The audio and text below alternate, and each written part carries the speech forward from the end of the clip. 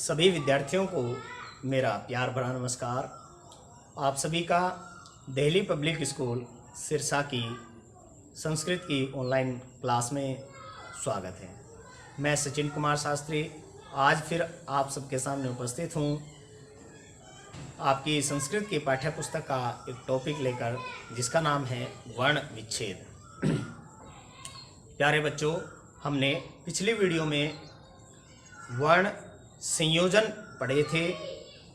स्वर और व्यंजनों को मिलाकर के शब्द बनाना वर्ण संयोजन कहलाता है।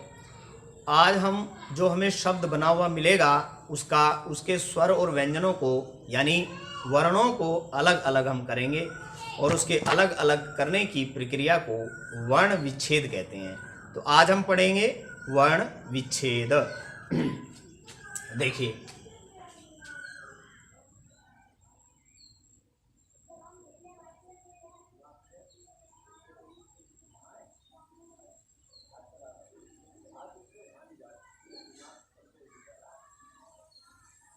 वर्ण विच्छेद क्या होता है? विच्छेद का मतलब होता है अलग अलग करना। इसको वर्ण वियोग भी बोल सकते हैं। अब आप देखिए, वर्णों को किसी भी ऐसा लिख दे, किसी भी शब्द के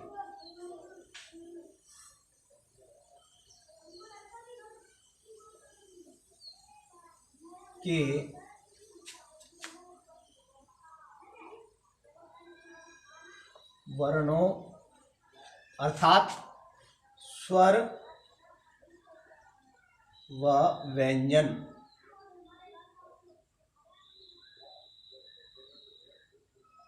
को अलग अलग करने की प्रक्रिया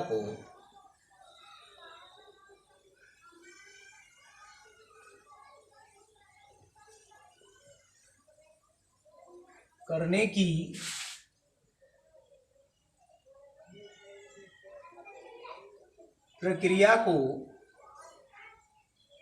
वर्ण विच्छेद कहते हैं।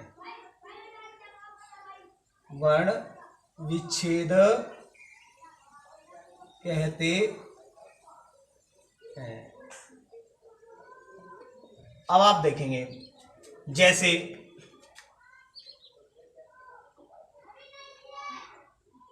आपको एक शब्द दिया,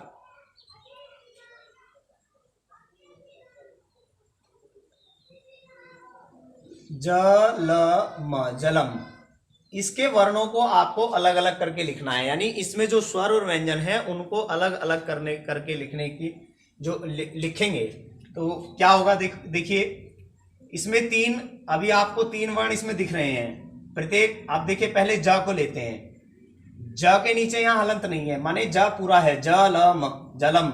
तो ज में दो वर्ण हैं, ज के नीचे हम हलंत लगाएंगे और ज में से हम जो स्वर इसमें मिला हुआ है वो अलग कर देंगे। ज, इसका मतलब इसमें अस्वर मिला है। अब ल को लेंगे। ल में क्या मिला है? अ मिला है, अ ही मिला है दोनों में। ए मिला है। अब आगे देखिए म। अब मां के नीचे हलंत लगा है, इसका मतलब मां में कोई भी स्वर नहीं मिला है। मां को हम ऐसे ही लिखेंगे, हलंत लगा के ऐसे ही लिख देंगे, तो ये बन गया जलम।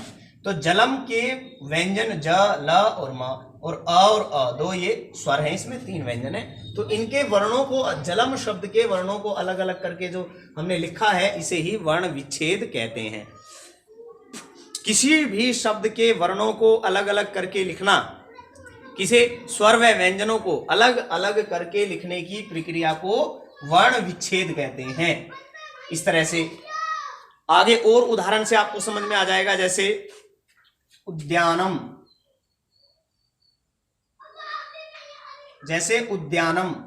अब इसे आप कैसे लिखेंगे? जैसे देखिए, ये क्या है? ऊ। अब ऊ तो स्वर है, स्वर के नीचे हलंत वगैरह हम नहीं लगाते हैं और न ही किसी स्वर में दूसरा स्वर मिला होता है। यहां पर कुछ संयुक्त स्वर होते हैं, जैसे ए, आई, ओ, औ, ये संयुक्त स्वर होते हैं।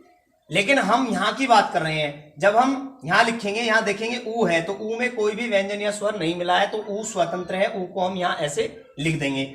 ऊ के नीचे हलंत भी नहीं लगाएंगे क्योंकि वह ऑलरेडी स्वर है।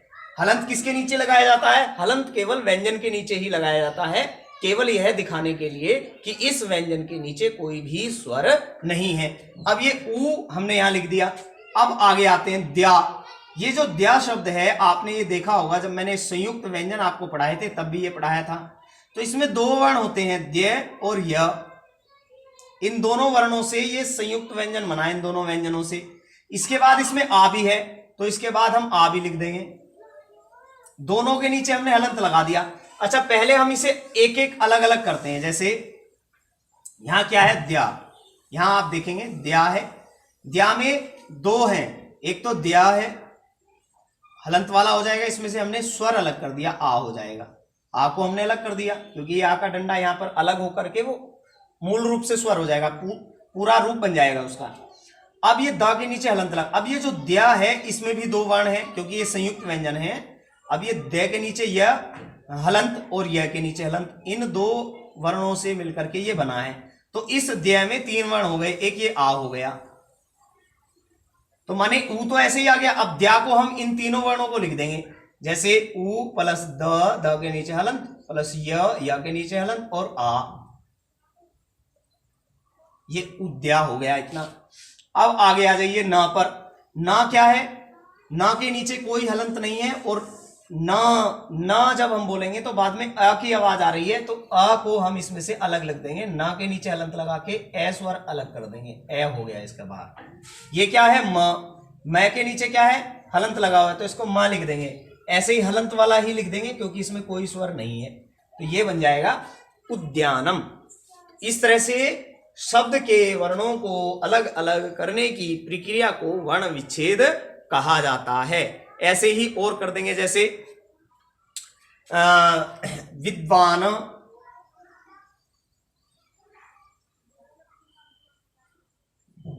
विद्वान लीजिए आप। जैसे विद्वान है तो विद्वान को कैसे करेंगे? व हलंत छोटी ई। आप देखिए छोटी ई जब वा में मिली थी तो ई का रूप बदलकर मात्रा बन गई थी, यहां पर वी बन गया था। तो वा में से हम जब हम उस छोटी ई को अलग करेंगे तो उसका रूप बदलकर स्वर बन जाएगी, वो स्वर का मूल रूप आ जाएगा उसका। तो ये ई हो गया। वा के नीचे हमने हलंत लगाया क्योंकि हमने इसमें से स्वर को अलग किया है, तो वा में से स्वर को अलग किया तो ई बन गया। वा के नीचे हलंत और ई। अब द्वा। द्वा में देखिए दो शब्द हैं, द्वा और आ का डंडा लगा है, तो आ को अलग करेंगे तो आ का मूल रूप हो जाएगा। अब द्वा में भी दो वर्ण हैं, द के नीचे हलंत और वा के नीचे हलंत। इस तरह से दो वर्ण है, ये संयुक्त व्यंजन है द्वा। तो द्वा को हम ऐसे लिखेंगे द, क्योंकि वा इसके नीचे वा है और ये आ वा में मिला हुआ है, क्योंकि द जो है वो कमजोर है और द को किसने अपने कंधे पर बैठा रखा है? वा ने बैठा रखा है, तो ये आ जो है वा के साथ है, तो वा और आ, विद्वा।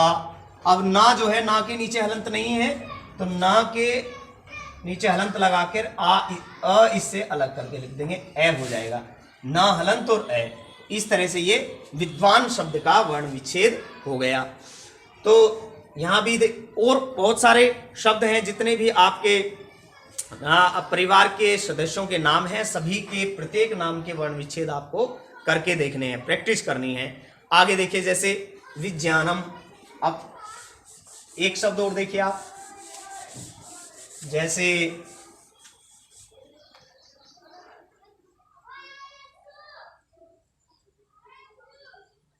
विज्ञानम।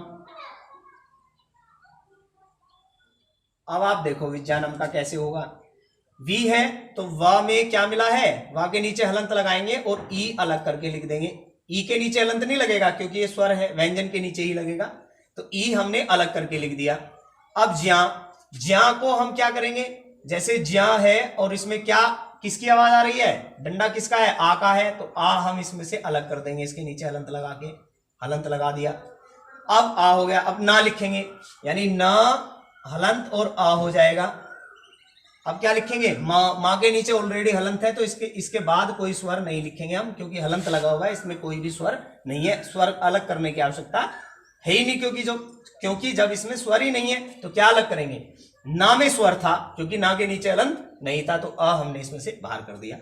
अब आप देखिए व अब ये ज्या देखिए, ये ज्या आपने पढ़ा होगा संयुक्त व्यंजन में, मैंने आपको पढ़ाया था कि ज्या में दो वर्ण होते हैं, ज्या, ज और य, इस तरह से ज और य। तो ये दो वर्णों से मिलकर ज्या बना है, तो हम इसकी जगह पर ये दो वर्ण लिख देंगे। कैसे हो जाएगा? व, ई, ज हलंत और य हलंत और आ, न, अ, म, इस तरह से हो जाएगा ये विज्ञानम। ये बन गया, ये बन गया विज्ञानम। तो इस तरह से वर्णों को ध्यान पूर्वक आपको वर्ण विच्छेद करना है। जो संयुक्त व्यंजन है उनके भी आपको दोनों व्यंजनों को अलग अलग करके लिखना है। जैसे एक शब्द लीजिए आप, नेक्स्ट उदाहरण लेते हैं हम, कृष्णः का करते हैं, कृष्णः। जैसे ये कृष्णः शब्द है, इसको देखेंगे। पहला लीजिए आप क्री, क्री में दो वर्ण है, का के जो का व्यंजन है, व्यंजन के नीचे हलंत लग गया, क्योंकि अब हम इसमें से स्वर अलग करने जा रहे हैं। क्या स्वर मिला है इसमें? ये मात्रा है, ये किस चीज की मात्रा है? री की मात्रा है, तो इसमें से हम री को अलग कर देंगे। तो का में री जब मिलता है तो ये मात्रा री का रूप बदल जाता है, ऐसे मात्रा लग जाती है, क्री बन जाता है। आगे क्या है? श, श कैसा है? आधा है। क्या है ये? मूर्धन्य श है, मूर्धन्य श, षटकोण, तो इस ये आधा है। आधा यानी कि आधे का अर्थ है कि इसमें कोई भी स्वर नहीं मिला है। तो इसका मतलब ये कैसा था? ये सा पूरा लिख करके उसके नीचे हम हलंत लगा देंगे। इसके बाद हम कोई स्वर नहीं लिखेंगे, क्योंकि यदि इसके बाद कोई स्वर लिख दिया तो ये पूरा हो जाएगा। जैसे का के बाद री है, तो का में री मिलकर के का पूरा हो जाएगा, ये स्वर सहित हो जाएगा।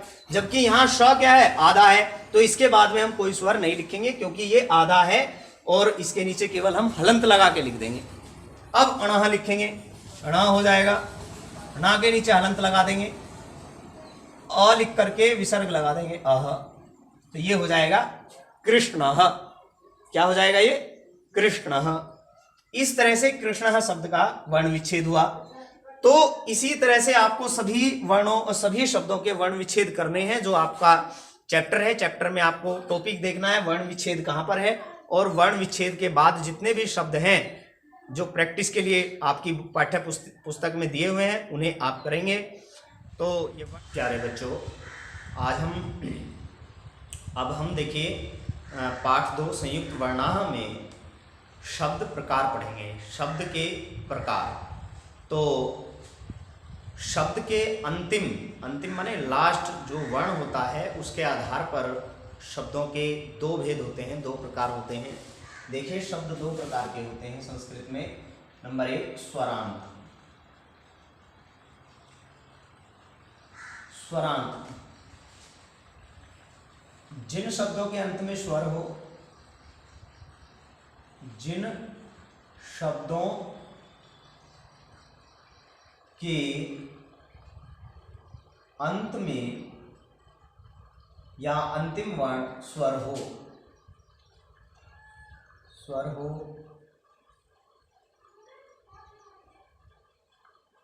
उन्हें स्वरांत कहते हैं। क्या कहते हैं? स्वरांत। यानी जिन शब्दों का अंतिम वर्ण स्वर हो। अब स्वर कौन कौन से होते हैं? जैसे अ या आ हो, या ई हो, या फिर बड़ी ई हो, ऊ हो, री हो। इस तरह से जिनका अंतिम वर्ण स्वर हो उन्हें स्वरांत कहते हैं। देखिए स्वरांत का दूसरा नाम अजंत भी होता है, एक और नाम इसे का नाम से इसको बोलते हैं अजंत। अजंत क्यों बोलते हैं? अजंत इसलिए बोलते हैं क्योंकि हम स्वरों को अच भी बोलते हैं, अच, और अच प्लस अंत जब संधि होती है तो अजंत हो जाता है। तो अजंत हम इनको स्वरांत को अजंत भी बोलते हैं, माने जिन शब्दों के अंत में स्वर हो उन्हें स्वरांत या अजंत कहते हैं। जैसे अब आप एक उदाहरण से आप देखेंगे, बालक। जैसे मैंने शब्द लिया बालक। अब बालक का हम वर्ण विच्छेद करेंगे, बालक का वर्ण विच्छेद करके देखेंगे अंतिम वर्ण इसका क्या है। देखिए ब, बालक में दो वर्ण है ब और आ, बा पर हलंत लगाएंगे बा, ल में दो वर्ण है ला हलंत और अ। इसी प्रकार का में दो वर्ण है का हलंत और अ। तो ये जो अंतिम वर्ण है इसका, ये अंतिम वर्ण क्या है अ, यानी ये स्वर है, और इसलिए इस बालक को हम कौन सा शब्द कहेंगे, स्वरांत। तो जिन शब्दों का अंतिम वर्ण स्वर होता है उन शब्दों को हम स्वरांत कहते हैं। अब इसी प्रकार दूसरा देखिए, जैसे नदी, न अ द ई, तो ये क्या है अंतिम वर्ण, अंतिम वर्ण स्वर है, दीर्घ ई है, तो ये भी स्वरांत है। इस तरह से जब हम शब्द का वर्ण विच्छेद करते हैं और उसका अंतिम वर्ण देखते हैं, उसका अंतिम वर्ण स्वर है या व्यंजन है, अगर स्वर है तो वे शब्द जो हैं स्वरांत होते हैं। क्लियर है। अब आप देखिए व्यंजनांत, व्यंजनांत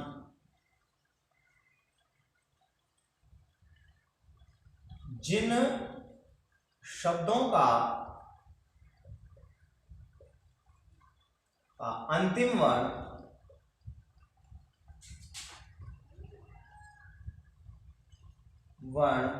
व्यंजन होता है,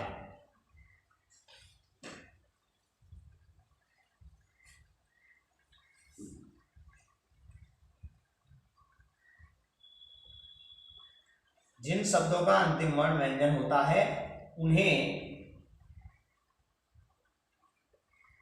व्यंजनांत कहते हैं। व्यंजनांत माने व्यंजन अंत में कहते हैं।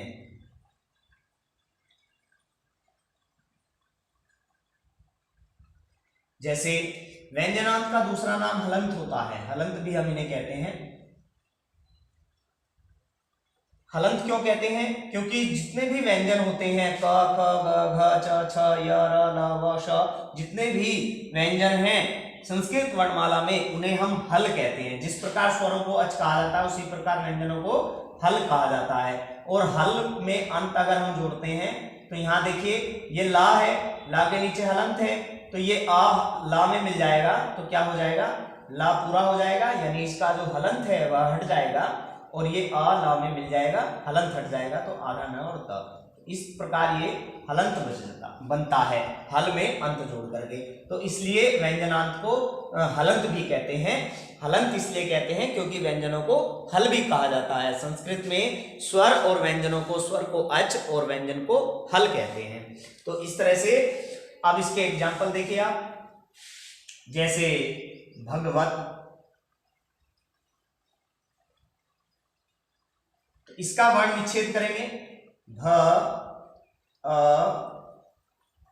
व ग अ व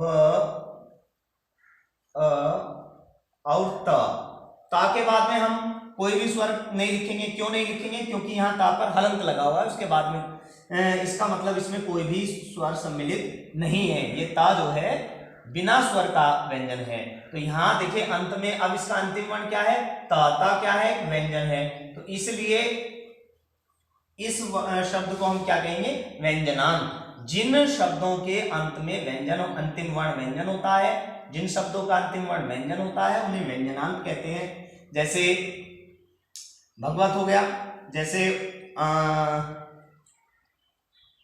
जगत, इसका भी अंतिम वर्ण त है। तो इस तरह से हम करके भी देख सकते हैं वर्ण विच्छेद, ज अ ग अ प्लस त हलंत, तो ये अंतिम वर्ण व्यंजन है, तो इसलिए इनको व्यंजनांत कहते हैं। क्लियर हुई बात। संस्कृत में दो प्रकार के शब्द हुए, उनके अंतिम वर्ण के आधार पर शब्द दो प्रकार के हुए, एक स्वरांत और दूसरा व्यंजनांत। स्वरांत का दूसरा नाम अजंत, व्यंजनांत का दूसरा नाम हलंत। तो व्यंजनांत किन्हें कहेंगे? जिन शब्दों का अंतिम वर्ण स्वर हो उन्हें स्वरांत कहते हैं, और जिन शब्दों का अंतिम वर्ण व्यंजन हो उन्हें व्यंजनांत कहते हैं। तो इस तरह से आपने दो शब्दों के भेद पढ़े। अब हम पढ़ेंगे स्वरांत के कितने भेद होते हैं। स्वरांत या अजंत।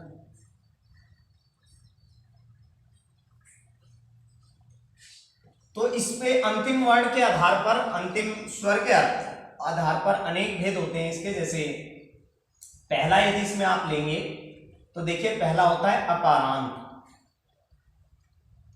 अकारांत।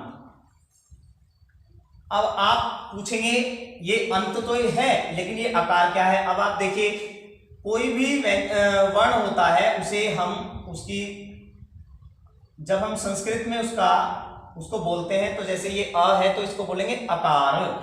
क्या बोलेंगे? अकार। आ है तो बोलेंगे आकार,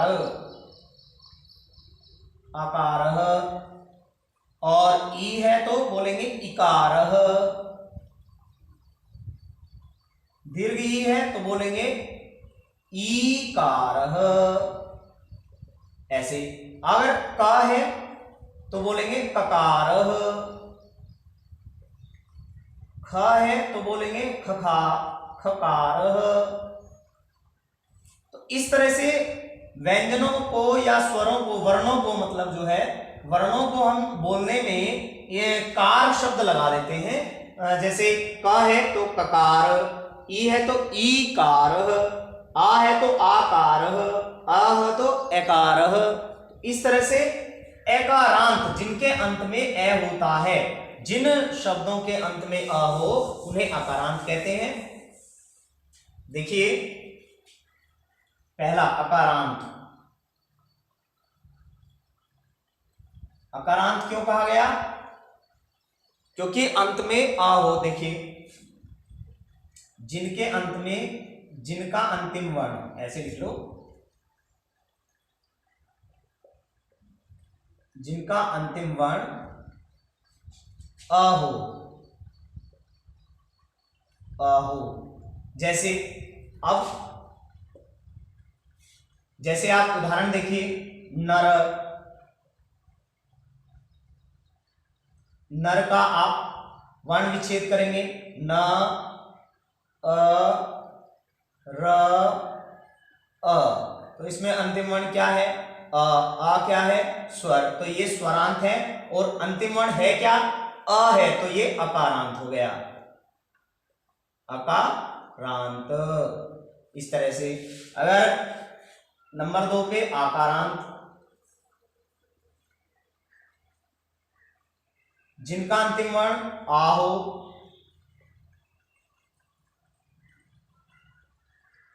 जिन शब्दों का अंतिम वर्ण आ हो, आ, आ हो। जैसे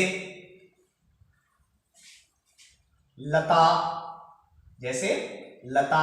अब आप इसका वर्ण विच्छेद करेंगे, ल, अ, त हलंत तकार और आकार। तो ये अंतिम वर्ण क्या है इसका?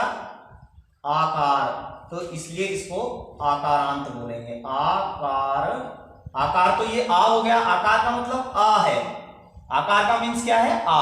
और आकार का मीन्स अ, इकार का मीन्स ई। तो आकार और अंत, जब हम इसमें अंत जोड़ देंगे तो ये हो जाएगा आकारांत। आकारांत मतलब अंत में आ है। तो जिन शब्दों के का अंतिम वर्ण आ हो उन्हें आकारांत कहते हैं। अब तीसरे पे आ जाइए आप, इकारांत।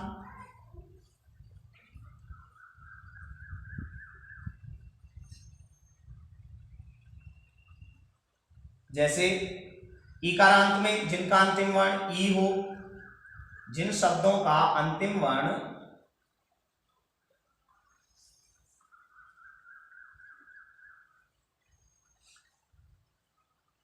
ई हो, ई हो। तो जैसे कवि, क्या हो जाएगा? क, अ, व, ई। तो ये अंतिम वर्ण इसका हुआ। तो अंतिम वर्ण क्या है? ये ई है, तो इसलिए यह शब्द क्या है? इकारांत है। इकार का मतलब तो ई हो गया और अंत का मतलब अंत में ई, तो इकारांत हो गया। इस तरह से 3 हो गए। ऐसे ही दीर्घ ई, ईकारांत, जिनका अंतिम वर्ण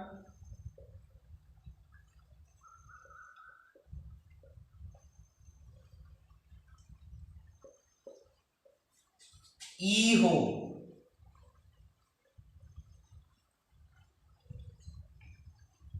उन्हें इकारांत कहेंगे। देखिए जैसे नदी, न, अ, द और दीर्घ ई, तो इसके अंत में क्या है? दीर्घ ई है, तो इसलिए ये ईकारांत हो जाएगा, यानी जिसके अंत में बड़ी ई है, इसे बोलेंगे हम ईकारांत। क्लियर है? ऐसे ही आगे देखिए उकारांत। उकारांत ये सब स्वरांत शब्द हैं, स्वरांत शब्दों के ही भेद हैं। उकारांत जिनका अंतिम वर्ण ऊ हो,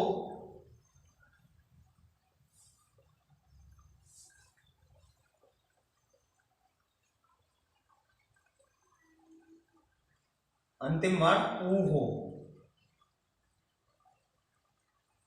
ऊ हो। जैसे साधु या भानु या गुरु, तो साधु का जब हम वर्ण विच्छेद करेंगे तो क्या होगा? सा, स हलंत आ। हम इसको सहलंत बोलते हैं, इसको सकार भी बोल सकते हैं। सकार, आकार, प्लस में धकार और प्लस में उकार। तो अंतिम वर्ण इसका क्या है? उ। क्यों? क्योंकि साधु में धू में छोटा ऊ लगा हुआ है, धा में से हमने ऊ स्वर अलग कर दिया, तो इसका अंतिम वर्ण ऊ है, इसलिए इसको हम उकारांत बोलेंगे। उकारांत। आगे दीर्घ उकारांत, जैसे जिनका अंतिम वर्ण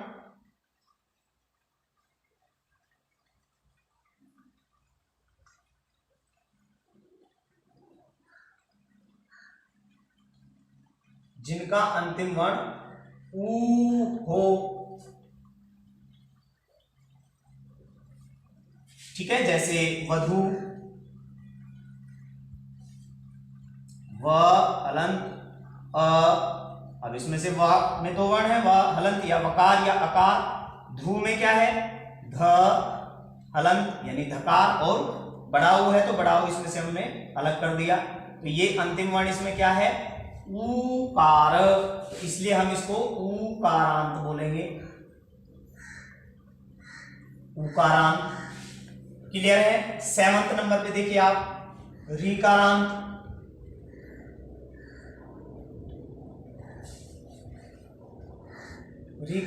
रीकारांत कैसे? जिनका अंतिम वर्ण ई हो, जिनका अंतिम वर्ण री हो।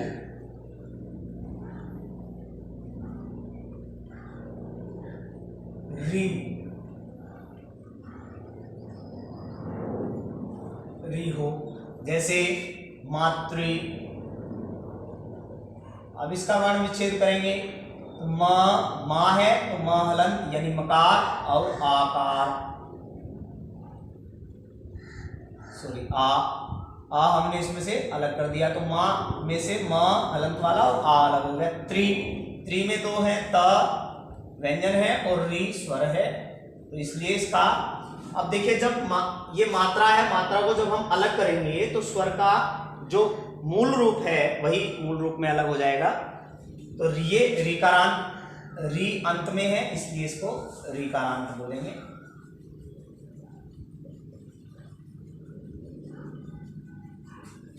तो इस तरह से ये स्वरांत हुए या अजंत हुए, जिनके अंत में स्वर हो उन्हें स्वरांत कहते हैं। अब फिर इनमें क्या क्या हुए?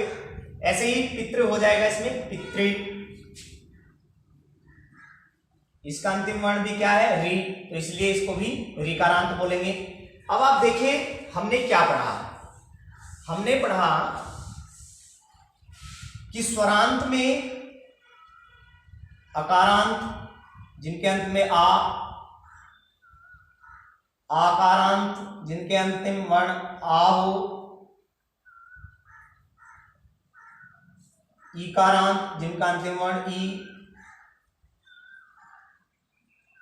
ईकारांत जिनका अंतिम वर्ण दीर्घ ई, उकारांत जिनका अंतिम वर्ण हर्ष उ, उकारांत दीर्घ उ जिनका अंतिम वर्ण दीर्घ उ, रीकारांत